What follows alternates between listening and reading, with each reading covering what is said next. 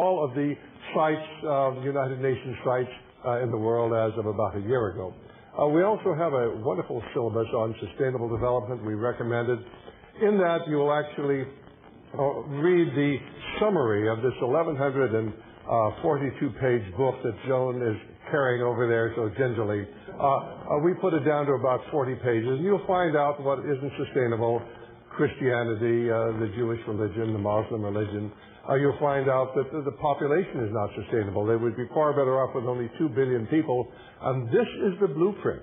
It's all here: the Earth Charter, the UN Water Program. Although you actually will have the UN Water Program here in your syllabus.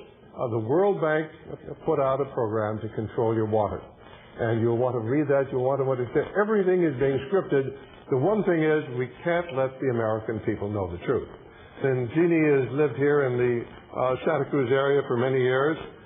She was a left-wing environmentalist until she turned on the wrong radio program,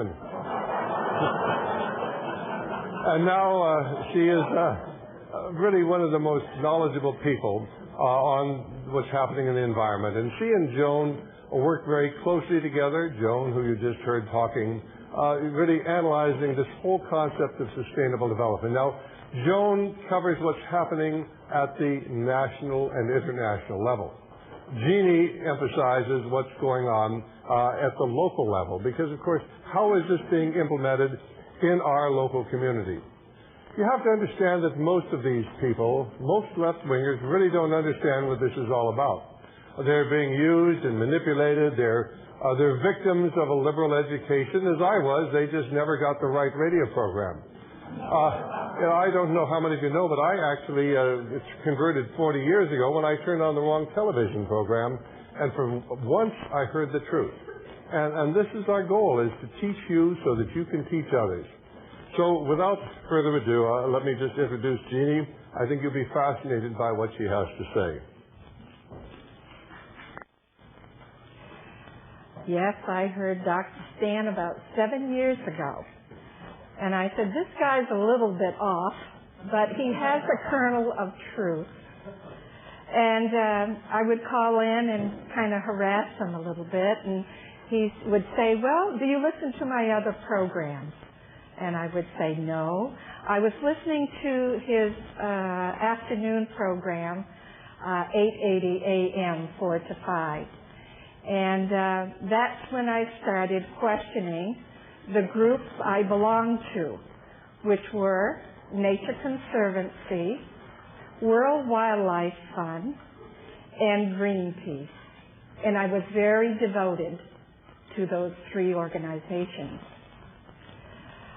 I am a researcher, and this is a little bit different for me because usually I'm behind the mic looking at Dr. Stan.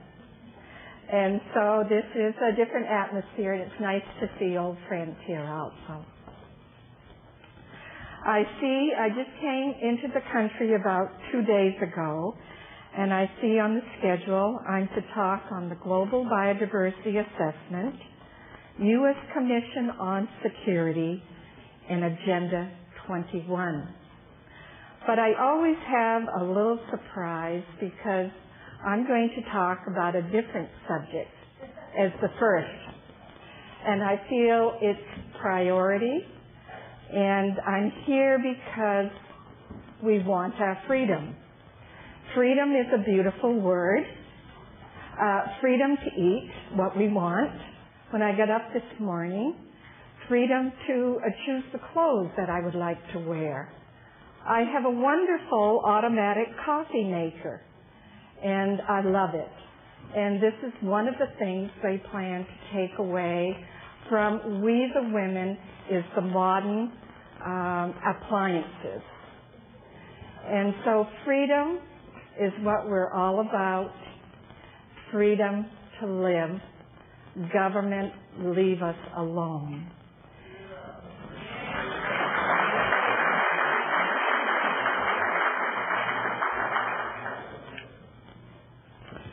What I'm going to talk about today is something that's already in progress, or what the elitists how they want us to live.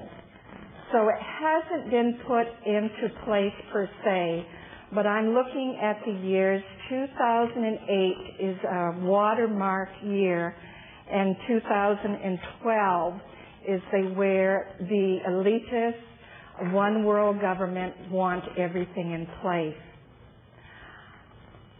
I started internationally. I went to one State of the World Forum with Joan, which is just wonderful to see how these evil people work. And then I decided that I really wanted to know what was happening locally. And so I'm concerned we are going into a Soviet-style community. And I just moved from Capitola, which I've been there 30 years, down to La Selva Beach. I've always wanted to live in a small town, put my input in, help with the fairs. But you see, in La Selva Beach, it is controlled by a very hardcore socialist Marxist agenda. And so I have volunteered for Neighborhood Watch, for the fairs, you name it, and it's silence. Nobody wants to hear from me. Nobody wants to see me. And so I have been ostracized in La Selva Beach. We are in Monterey Bay. We're in a very active wildlands project right now. And you can actually get these maps from a friend of mine that lives in Montana. And we're in actually the Ventana Wildlands Project. And there's two projects active in early phase, and we are in the active phase. Why do you think our Representative Sam Farr just passed a bill for thousands of acres, I think anywhere from 70,000 acres down in Big Sur, to be wilderness areas? They're taking our land a little bit at a time. For what they say is, on the groups that I used to be in, for the fish, for the red-legged frog, and for all the species other than humans. So now I understand it's not for the environment, it's not for protecting the animals, the plants, the trees. It is for the resources to be given to the corporations and the elitists, say Prince Philip, Prince Charles, Mikhail Gorbachev, and David Rockefeller, people in that Council on Foreign Relations. So here again, we have what they're saying, we're doing this for your good. And it's not for our good, it's for their wealth and their good, the elitists. Now you can get these maps. There is, Clarice has a website that you can actually, she says she has more of these. These are hard to get, by the way. And her website is and it's CLARDON at about ABOUT Montana.net. And I happened to meet her at Henry Lamb's seminar a couple of months ago. And once you get your email to her, you'll never hear the end of her. She has maybe 30 emails to me every day, so she's very, very informative. Website is www.CLARDON at about ABOUT Montana, MONTANA.net.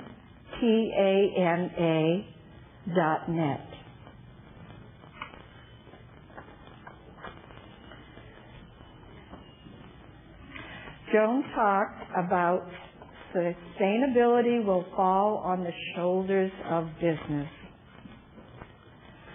This is so important because the community of business will actually force us to go into sustainability.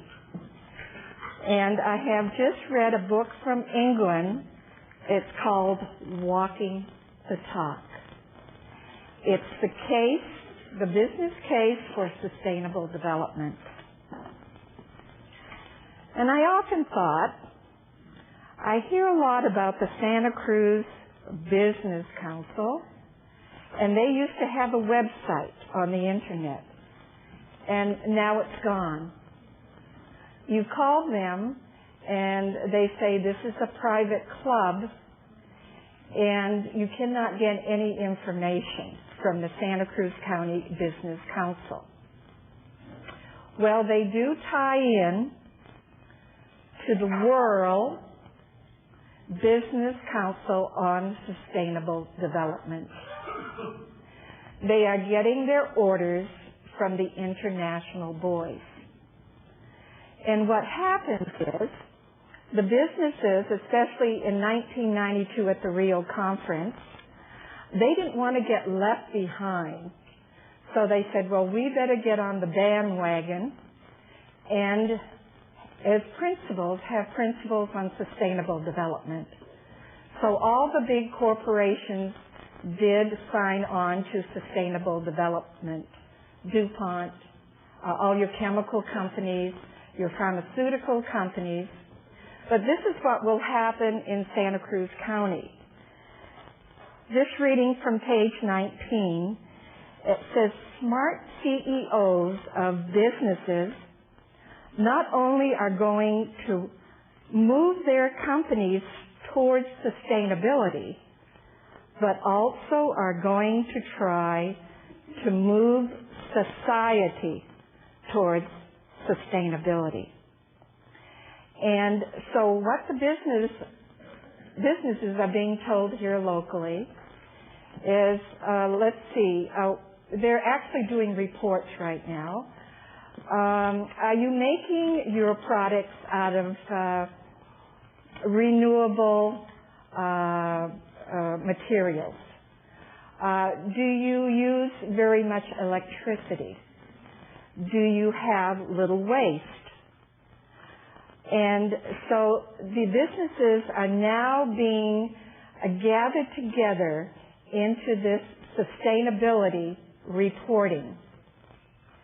Now, once the businesses have products to sell, then they're going to try to motivate us as consumers to buy such as organic coffee. Have you heard of fair trade coffee? Now, it's interesting. I live part-time in Central America, in El Salvador. And this is the problem with fair trade coffee. In order to have an organic crop, you need about 50 regulations on your private property, such as down by the river or any body of water, you're going to have a buffer zone around that water. Say it's 30 meters from the river and 50 meters from the lake. That's a half of a football field. Then you have to plant so many native trees. And you can't use fertilizers. Oh, but they are using special fertilizers they call organic fertilizers from the big companies from Europe now. And what is happening in Central America and throughout all the coffee-producing countries is the farmers are losing their land. They need to make payments to the bank. And also, they cannot afford planting native trees and all the regulations that are put on them for growing shade-friendly coffee. That is a hoax. When I go into the Santa Cruz Roasting Company, I say, I want non-friendly bird coffee. And then I try to educate them. But as I understand, they have a United Nations store in the back of one of their stores. So it is symbiotic. They all work together. Right now in Central America and South America, there are 300,000 people losing their jobs. Where are they going to go to get money to eat? This actually comes into our affairs in the United States. They are going to go over the border into the United States to earn money. I know a judge in Ahuachapán, which is a city near where I live part-time.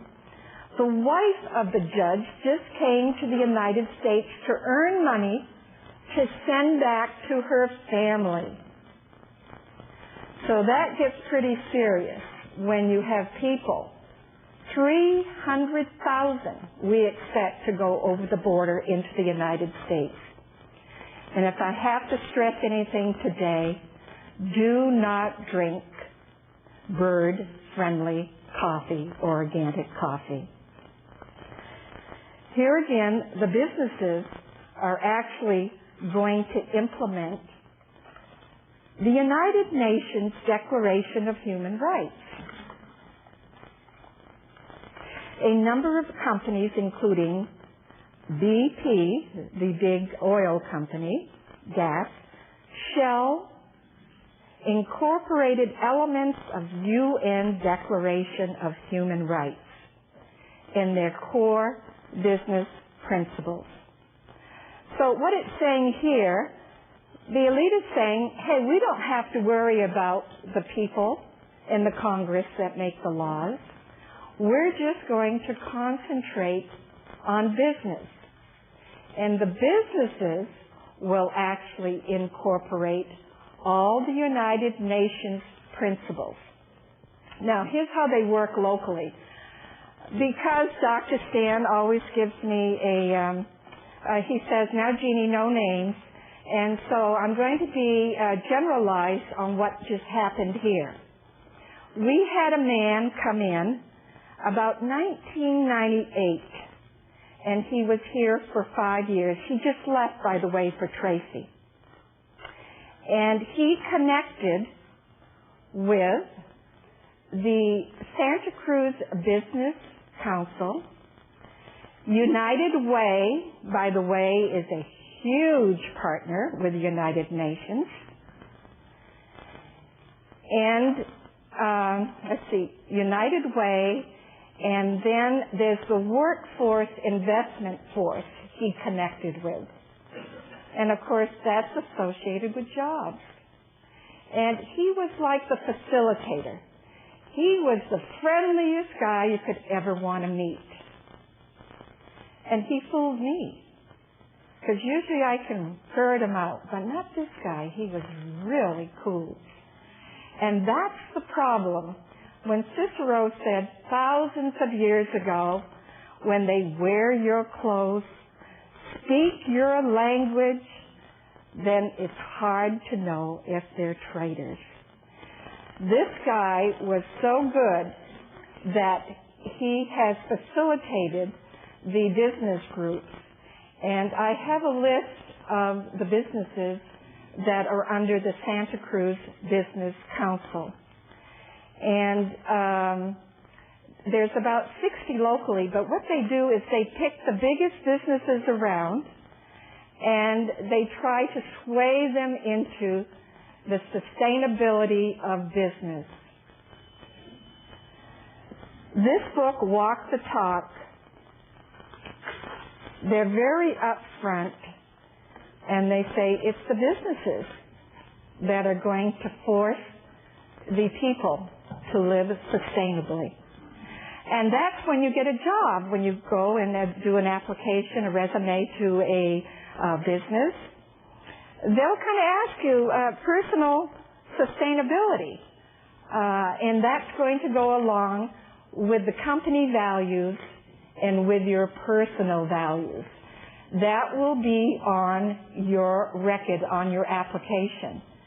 And if you're not sustainable at home, personal sustainability, you won't get any bonuses, you won't get ahead. They have so many plans for us. It's just amazing. When I think I have researched quite enough and I'm going to rest, then I see something like this and it just gets my dander up. Because here we are just trying to live and have freedom to choose, and they don't want it. So again, this book, it cost about $39, Walking the Talk by Greenleaf Press out of England.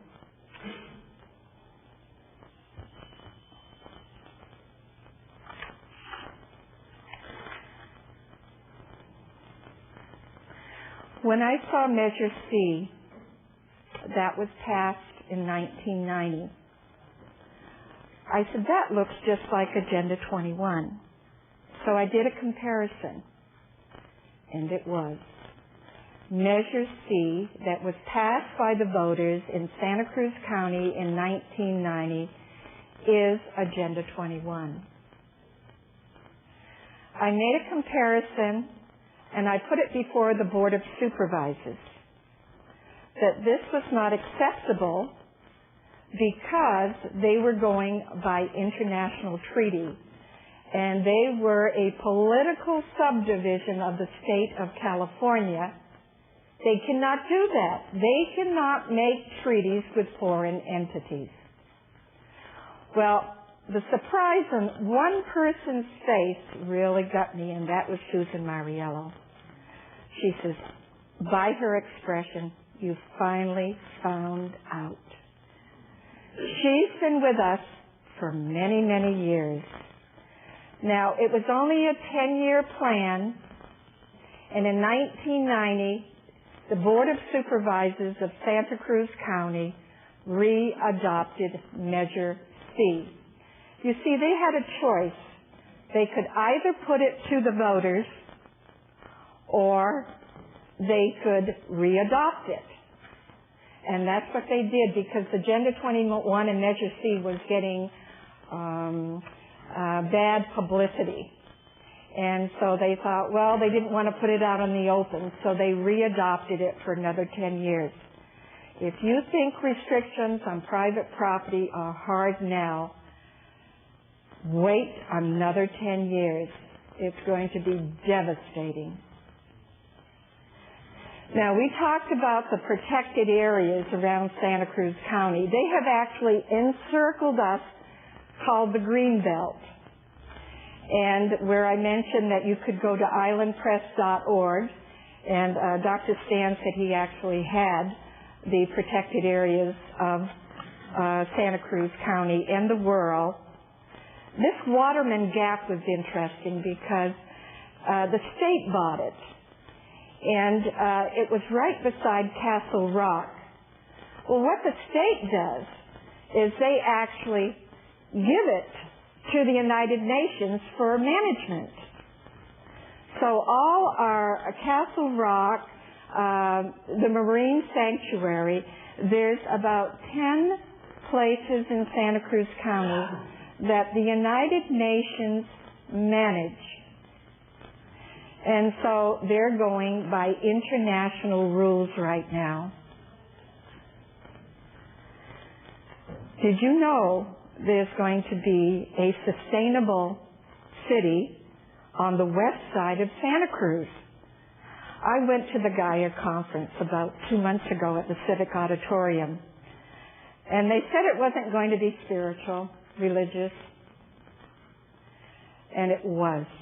They had a gal dressed up as Gaia, Mother Earth, and she did her dancing on the stage and said that we came from the earth. And I sat there 2 days just videotaping it. It was an amazing, amazing conference. But one of the papers I found in the back resource room was from the Environmental Council. Watch them. They are the ones that are very critical into building up Santa Cruz as a sustainable community. In fact, when you go to the county papers, when they passed Measure C for another 10 years, there were 3 groups that the county sent these papers to. It was Action, Santa Cruz County, Greenpeace, and the Environmental Council. Those are the 3 you watch. In this sustainable community, it's going to be a 10-year project. It's going to be down by the Marine Laboratory near Antonelli Pond. They're looking for seed money of $200,000. It will go from 2002 till about 2012. And it talks about sustainable development, social equity, ecology, and economics. They say in the first phase, members of neighborhood groups become advisors. I tried to get into a group. They won't let me in. I'm just blackballed. And so they want the person, it's really lovely. They think they're doing great, but they're doing a brainwash on these people. And they're telling them facts that are partially true, but they're not telling them the whole truth so you can make an informed decision. And as we talked about it, Joan mentioned consensus. Oh, that's the biggest scam around. In La Selva Beach, there's La Selva Beach Home Association. I get up and talk, ridiculed, don't want to hear Jeannie, and put down. But it doesn't bother me. I just used to ridicule, so I says, no, I'm going to put the truth out. If you stand in the middle of truth, then you will not get hurt. Because you know that you've said the truth. And nothing is further from the truth than your facts. And this is why I brought some books up today, and Dr. Stan can tell you that when I'm broadcasting, I have more than this because there's so much to tell you. There's so much happening here locally. So the Environmental Council is also going to have green neighborhood programs in this Natural Bridges program. Now, it's funny they would just come out with this sustainable program for natural bridges. And Joanne Shaw, she gave me this. It was February 1992. They had already created this sustainable village in 1992. And here it is 10 years later. They're going to come out in the open and say, okay, we're going to build a sustainable village. Now, sustainability, there is a definition for it. And I was surprised to actually see this on sustainability, because what it says is a sustainable village will have its own air, its own water, its own energy, its own food. You are going to be contained in a self-sustaining society. Food, you're going to have to go out in the fields and work for that food. Now, I'm an old farm girl from New England, but I like to be asked if I'm going to go out there and work in the fields. Why do you think they're doing these little small energy plants? They're saying for overload, because when the big plants don't have enough energy, that then the smaller plants will take over? No. The smaller plants are for the sustainable communities. And that brought home to me when I went down to the GAIA conference in Santa Cruz Civic Auditorium a couple months ago. Trying to remember his name. Earthship. And he's the one that created all these self-sustainable homes. And the one thing he said that really got me, he said the animals will run free outside the homes, and the people will be in cages. There is a deep hatred in the elitists and the environmental movement way at the top. The members don't understand. But there is a deep hatred for humankind. That's why in the Global Biodiversity Report, when I did the summary about 41 pages, it talked about 3 religions they were going to get rid of. The Jewish, the Christian, and the Islamic religions. When you have one God religion, then you're actually like a free person. If you don't have that, then it creates a vacuum. And the vacuum, who comes in is the state. And the state is the one that will tell you how to think, what to wear, what to eat. And that's one of their main objectives, is we have to change our eating styles. Of course, with the men, the meat actually makes, they say, a little bit more aggressive. Oh no, you can't have aggressive men. You've got to have just grains and kind of quiet you down. But one of the things, I'm so glad it did not pass, was fluoride. Because that is so bad. 1 part to the teeth, you have 10,000 parts to the brain. Why in Europe they don't have fluoridation? Only in Northern Ireland. So here again, they're coming at us at all angles. Now, how this Environmental Council is going to tie in actually with the State of the World Forum is it actually says when they start this Natural Bridges program, it's going to be called, conference is going to be called Annual State of the Region Conferences. And they're going to align with the State of the World Forum Annual Conferences. So there's your tie-in. They're creating an organization to tie in with Mikhail Gorbachev, ex-KGB. Now Putin, I was talking to Claire the other day. I do radio shows with Claire, not lately. But she says, Jeannie, have you ever noticed when you looked at Putin, he has dead eyes? That's KGB. No feeling. Just get the job done.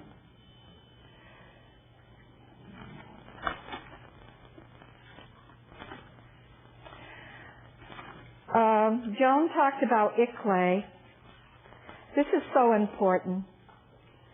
ICLAI, the International Council for Local Environmental Initiatives. Do you know Santa Cruz County and Santa Cruz City are taking orders from ICLAI now? I was at a press conference with the Mr. Wilson, the manager of Santa Cruz City, and I said, is Santa Cruz City a member of ICLAI? He said, well, I don't know. And there was someone in the audience that said, yes. And of course the cameras were rolling, so I said, who are you? And he says, I'm Tim Fitzmaurice, and I belong to the Santa Cruz City Council. And I said, well, this is an international environmental agency that is dictating a strategic plan to you. And in the internet it says strategic plan, but when I click on it, it says, uh-oh, you got to have your password. And so I asked Tim Fitzmaurice, I said, can I have that strategic plan? And he says, well, I'll get back to you. Within a week, he sent it to me. And the strategic plan of ICLAI for the local governments is Agenda 21, and it's international. So there again, what they're telling the local politicians, you better get with us or we're going to smear you or you're going to be out of office, because the media is controlled. The Sentinel, Regan, his son is the conservation public relations man over at Socal Creek Water District. And they tie in all together, all the families, the daughters, the sons, they go into different groups, but they all have the same agenda. By the way, I just got back, so I don't know who got into the Socal Creek Water District. It doesn't matter who got in. Right now, even the conservatives that have been in the water district for years are associated with the Water Foundation, which is associated with UNESCO. Everything is international now. That's why it's so important to get educated and get down to the Board of Supervisors and tell them, hey, you can't do that. But you know, they don't listen to like 4 or 5 people.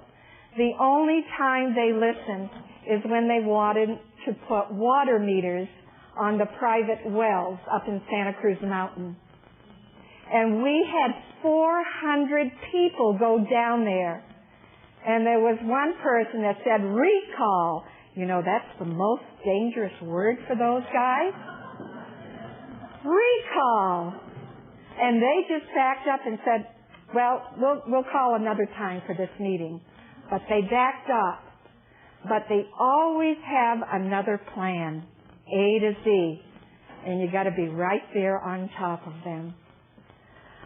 So there again, the Board of Supervisors, they're the ones that's implementing everything. They give a list of priorities to the planning department once a year. And that has to do with all the environmental regulations. So it's the Board of Supervisors that gets the list for environmental regulations first, and then it goes down to the planning department. The planning department is so important because if you look at their list of duties, it's horrendous. Everything to do with private property. The internationalists do not like private property because in Habitat 2 conference, they said private property creates wealth. That's social inequity. You can't have that. The average person cannot have wealth. Now here again, how they changed it in that book on Walking the Talk, it says business creates wealth. So they changed it. They changed it from private property to business.